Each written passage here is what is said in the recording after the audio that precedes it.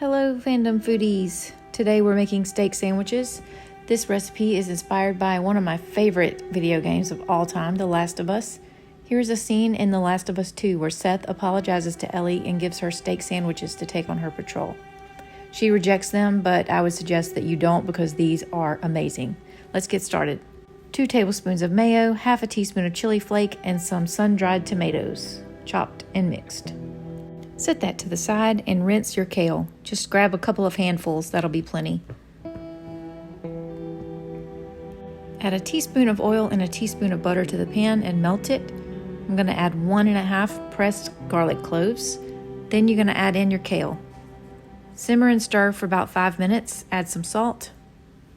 When it gets slightly brown like this, go ahead and transfer to a plate.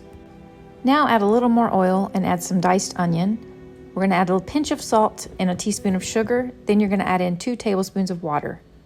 Let this simmer and cook down, and you get these beautiful caramelized onions. Put them to the side.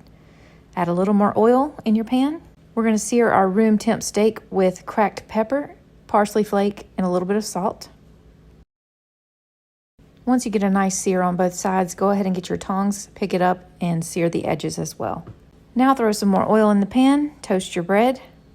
After that steak has rested, go ahead and slice it up. Now it's time to assemble.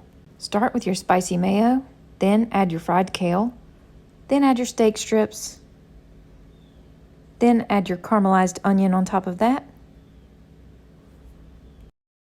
Then add your top slice of bread with extra spicy mayo. This recipe is from Nerd's Kitchen. You can Google it and it'll pop right up. Hope you enjoy, and I hope you enjoy The Last of Us on HBO.